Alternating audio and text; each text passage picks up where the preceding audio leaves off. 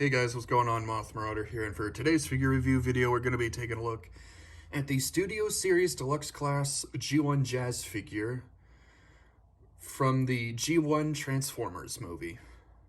So anyways, as usual, let's take a look at his vehicle form first. Now, Jazz here turns into a Martini Racing Porsche from 1976. And, yeah, this is what it looks like. It looks pretty neat. Looks pretty accurate, I'd say, to how he looked like in the G1 series.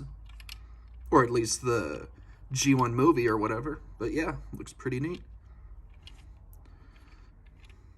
And, yeah, that's what it looks like on the bottom. The back here. Yeah, just a pretty neat car. Let's go ahead and take a look at his robot form now.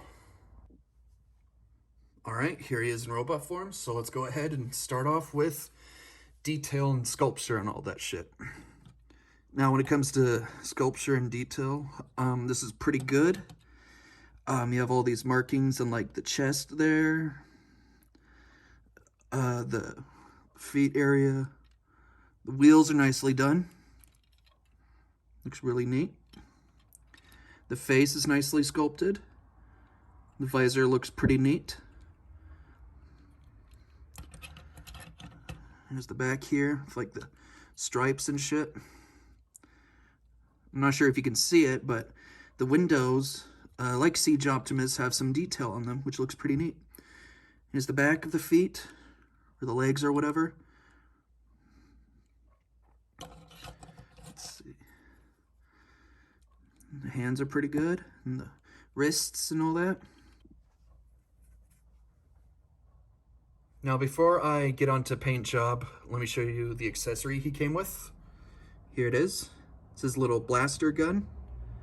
Looks pretty neat, nicely sculpted and shit.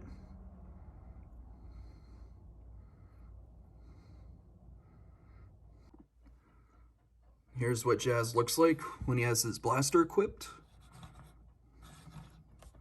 Looks pretty neat.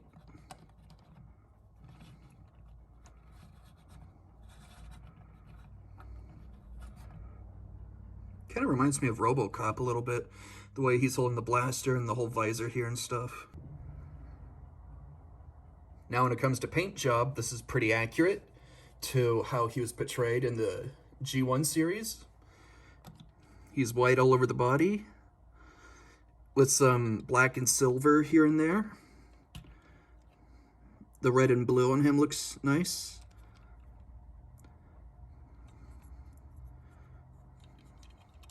The wheels are black and silver. The window parts are this cyan turquoise color, just like Siege Optimus. The blue and the red stripes look really neat. There's the Autobot logo. It's red with a blue background. So blue on the waist or crotch area or whatever, or waist, that is. You have some blue on the lights right there for the Porsche vehicle form. And as you saw earlier, his accessory here is silver with some white parts right here. Now, when it comes to articulation, he's a Transformers figure, so he has a lot. The arms, of course, move 360 and shit. They can bend at the elbows,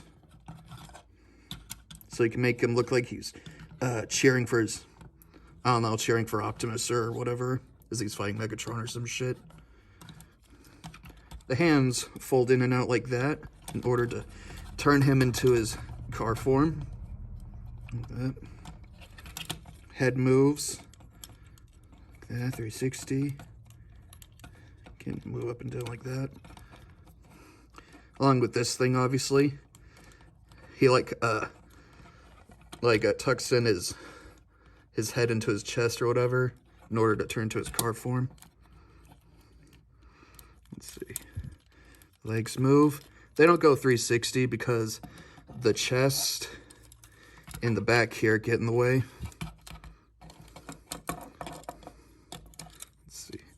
they bend at the knees, like that. So you can shorten the legs when you're like changing them into his car form. The feet fold in like that. As you saw earlier, this back part can move up and down like that. These parts here can fold in and out, along with this thing.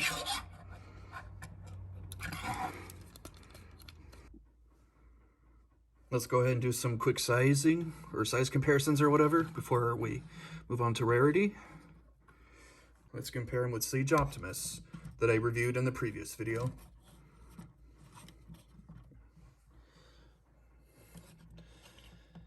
I suppose this is accurate, you know? Optimus is supposed to, you know, dwarf Jazz and all that. Optimus is pretty damn tall. So, yeah. But like I said before, this is just to show you how big this Jazz figure is.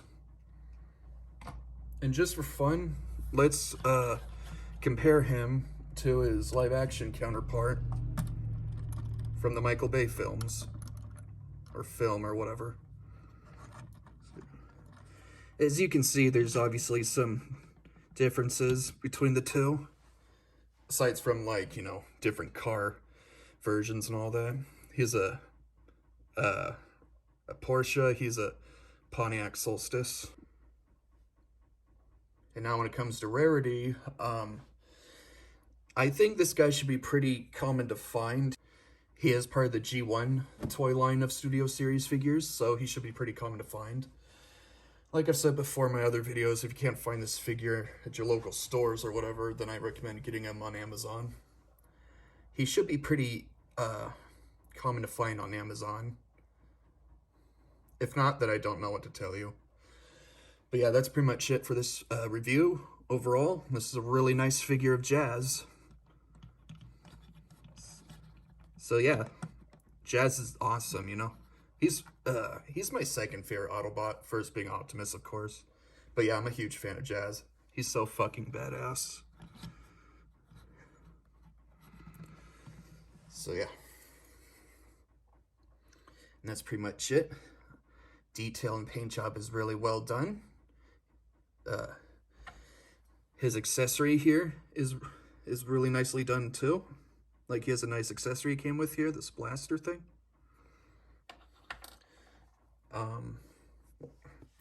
Detail and paint job is really well done. He has a lot of articulation points.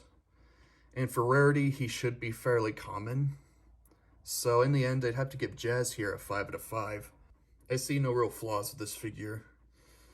So anyways, I hope you guys enjoyed this review. And until next time, I'll see you guys later.